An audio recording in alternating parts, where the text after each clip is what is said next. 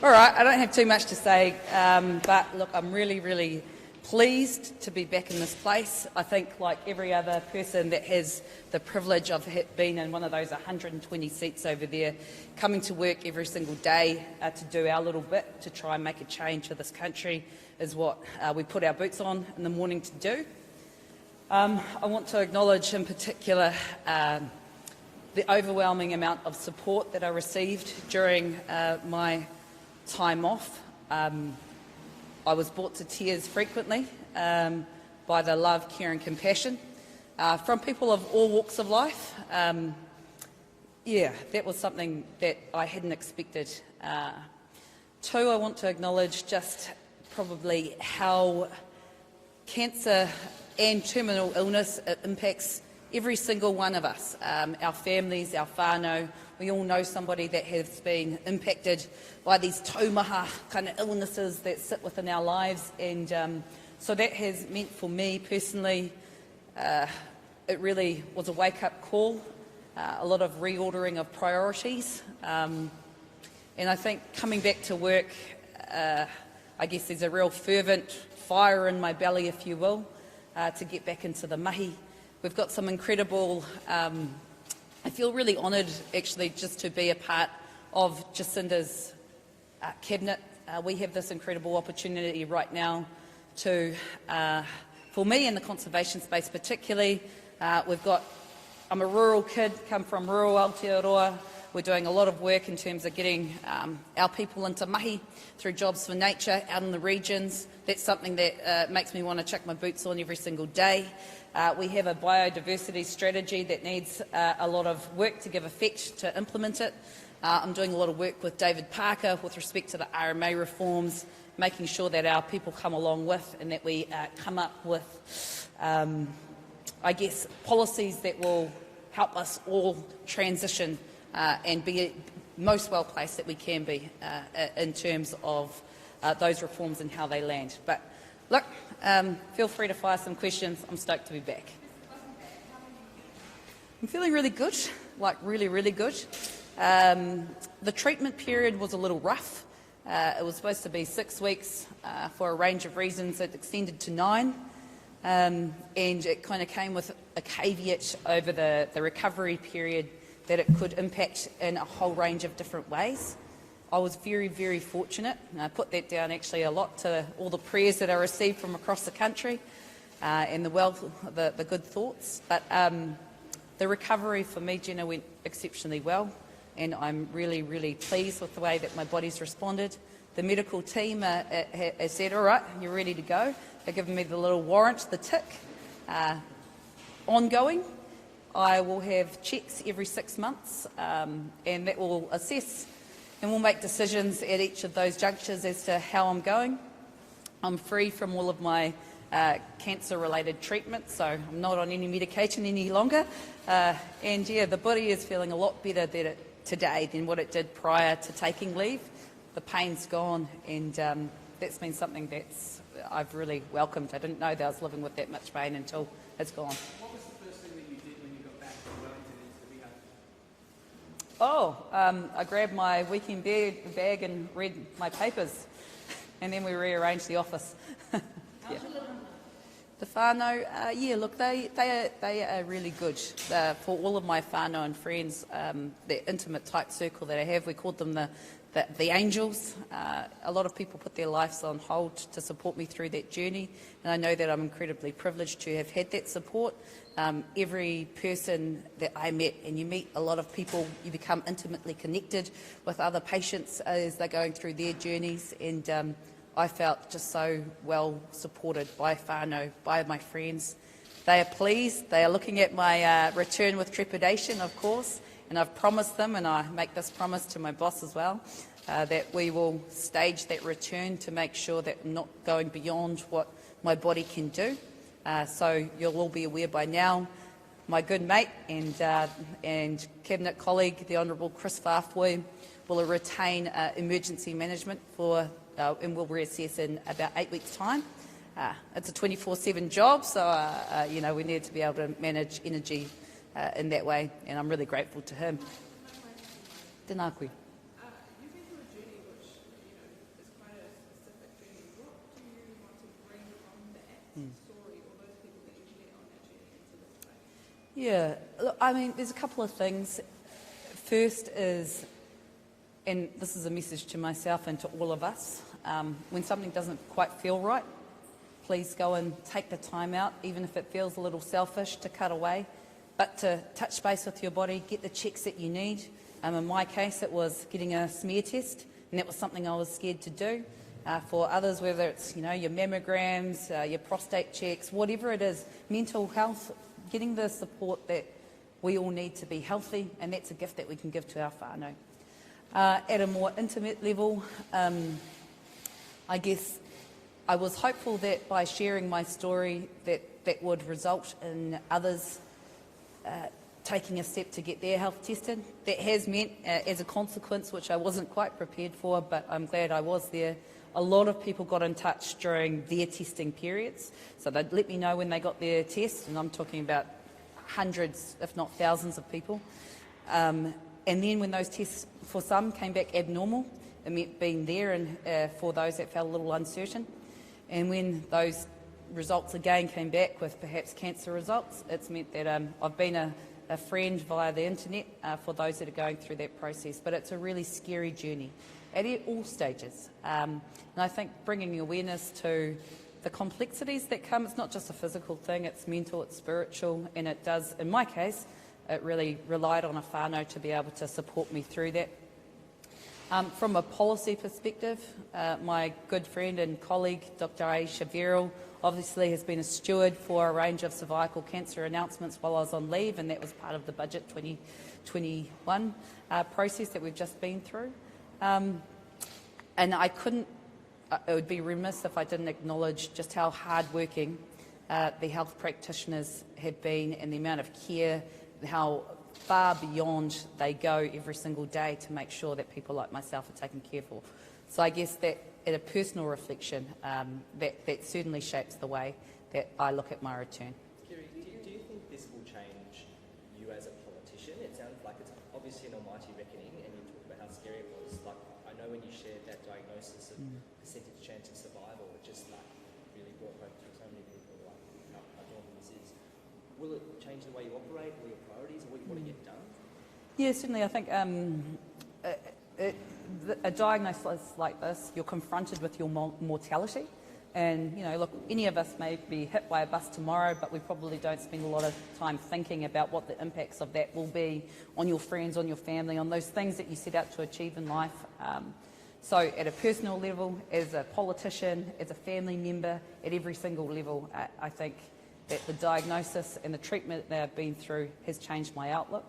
One thing particularly for me, I probably have always lived a go hard or go home type ethos and that approach I've taken to work. This has been a forced time to sit in quiet and to reflect and to be very considered about the things that are very important to me. So I think I've come back to work with a renewed sense of what it is that I want to do whilst I'm here and whilst I have the privilege of being here, however long that may be. Just an example of your recovery time on the East Coast, how important was it for you to go back to your one as part of your recovery? It was incredibly important just to go back home, to touch, I guess, pure and wash these feet in the waters. I think I was discharged from hospital at about 8:30 in the morning with a little bit of prompting, saying I needed to get home for a very important rugby match, East Coast versus Poverty Bay, the centennial match. So I jumped on the plane, got straight back up to the East Coast and chucked my feet in the water, and I knew that that was something that my spirit, my wairua needed, and it has been a constant practice, I guess, during my period off for the past 4 weeks, and it was something that I've really decided. I probably have taken my health for granted. I've never had a reason to question, taking care of myself too much. That's significantly changed for me now. The privilege of being alive, the privilege of being able to do all that we can whilst we're here to make a difference is something that I really cherish. And so anything I can do to be healthy, and I know some of you in the gallery may be doing Dry July. I am too. I don't know how many of you are doing it, but I know some of you And so, look, it's initiatives like that, giving a bit of a rest to some of those things that I probably spent a little bit of time doing prior to my diagnosis, but to really focus on health and give myself the best chance of recovery and to live and give everything I can while I'm here. The people that were getting in touch with you, speaking about their own diagnoses, were there any concerns that you raised about access, and do you think the government's doing enough? Yeah, look, for women's health and actually gender-specific health, so prostate cancer, I'll bring that into as well. I think, look, I engaged in so many conversations with healthcare practitioners who specialised in those areas during my treatment period. I know that the HPV testing was incredibly welcomed, and there's always a lot more that can be done.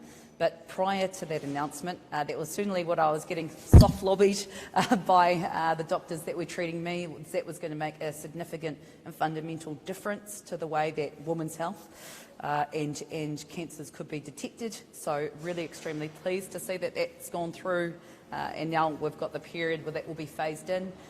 There's always more that we can do. I guess you could say my eyes are wide open and my ears and heart are as well, and we'll certainly be doing all I can to advocate, particularly my colleagues like Aisha and others, to make sure that those areas are prioritised. But I feel like we're doing a significant amount now to focus on those areas. And what would your advice be to people who are getting those signs from their bodies, maybe that are feeling a little bit embarrassment?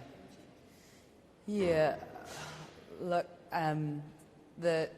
the small amount of time that you take to go get tested, and it's uncomfortable and it can feel very invasive, and there's a whole range of reasons, whakama, whatever it is, that people don't go and get that test. My personal story with respect to that, I was in a very similar position, is that as soon as something's not feeling right, go get it checked. I did that, and it resulted in nothing being done, or I was prescribed medication, but it wasn't the right medication. I still felt like something wasn't right. So I've spent a lot of my time over the past month or so, or several months, walking alongside people, advocating them to advocate harder for themselves within the system. Don't be afraid to keep questioning and pushing when you know that something's not right. The little bit of time that you take out to go get those awkward and uncomfortable tests may just be the thing that keeps you around for a little bit longer or a lot bit longer. And to be I talk about it in terms of being selfish. It can feel selfish to prioritise yourself, but your family deserve you, your community deserves you, and you're worth it. So take the time out. I've put some shots on my Instagram and other things about what happens when you don't go and get the tested, and don't push perhaps for the health care services that you may require. I found the treatment a really hard treatment, and if there was anything I could have done to circumvent that, then in hindsight, of course, I would have done it. So please, all my friends out there, whether I know you or not, you're my mate, but do what you can to go get yourself tested, because like I said, you're worth it. Any Rua Māori or Kai Māori part of this healing and going forward? Absolutely. No, rongo Māori actually featured really strongly in our house, and I'll include whakamoimiti and all that taha wairua component. Look, we had prayers, and I'm a morehu of the Ratana faith. We had made sure that we were constantly bringing people together to break bread, to focus on those spiritual things that are important to us as Māori, as morehu. But also, yes, from a kai perspective, I've had every tincture that could have been made from, whether it's kawa or there's a whole range of different things sitting in my kitchen. But and I received a lot of kaimwana, kina, pawa, kauda. So I'm pretty sure that all had a positive impact in terms of my body getting back to feeling okay.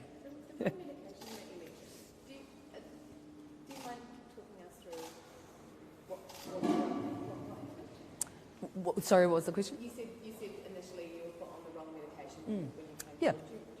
Yeah, absolutely. Yeah, so I knew something was wrong with my body. I'd been menstruating for a significant period of time. I'd been away on some work trips. Things hadn't felt right. I'd So I made an appointment to go see a GP. My GP did internal assessment and a few other things and put me on some medication which she thought was appropriate. Several weeks later, and I still felt like things weren't okay. My body hadn't responded to the medication. And it wasn't until a colleague of mine sat me down and I talked to her about what was happening with my body. And I said, but I've already been to the doctor, so she should be right. And I walked her through it a little bit more, and she said, no, things aren't okay. You need to go. And I know for myself, had that colleague not have prompted me to go back, I wouldn't have, because that's the kind of person I am. I know, I've tried it, been there, done that, I'm ready to go. But I needed that prompt, so if I can be that prompt to anybody else who might have already tried to go get the help that they need and things still don't feel right, take the time to go back and prioritise yourself. Your body knows what it needs. Listen to it, and if you need further help, go get it. Quite a few of your colleagues came and visited you while you're in the hospital. How important was that for you to have that sort of support while you guys were there? I've been incredibly well supported by my colleagues from Woe to Go, whether it was pre-diagnoses or right through the period. The East Coast electorate has felt a lot of love from particularly the class of 2020 and 2017. Every single week I've had multitudes of MPs up there looking after my patch. I've also had my colleagues, the Honourable Meka Whaitiri and Tamati Coffey, sitting there doing my electric work, and of course my cabinet colleagues, Penny Henare, Chris Farfoy and Aisha Verrill, taking care of my portfolios while I've been off, and Jacinda Ardern and Grant. They've been in constant communication and contact the entire duration of my treatment. I feel incredibly blessed to have had the support that I did. I hope that my electorate feels like they were looked after as well. Our team really cared about the impact of me, what it would mean for me to be off, and everybody just chucked their boots on and did everything they could, and I couldn't have been more grateful for a better team, and I just feel really thankful.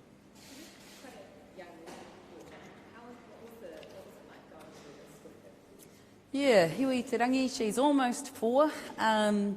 It's an interesting thing when, we talked to my daughter and we had to make a lot of calls because sometimes I was incredibly sick.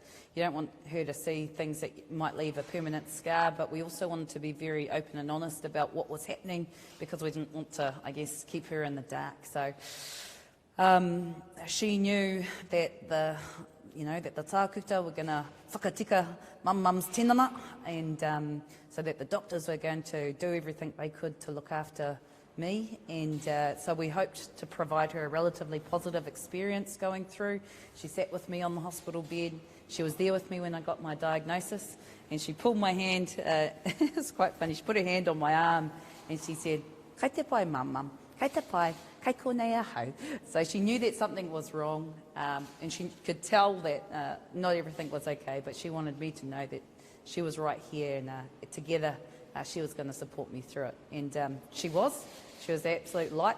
When I came to think about the things that were really important to me, I went to write a list, and all it was actually at the top of that was seeing her get to her 21st, perform her first proper kapahaka competition, not these kohanga reo ones, up on the big stage. Those were the things that were really important to me, and that was the thing that caused the most fear, was not being around, or maybe not being around for her. But she's been a constant source of light and been a really important part of my healing journey. Right, kia ora whānau.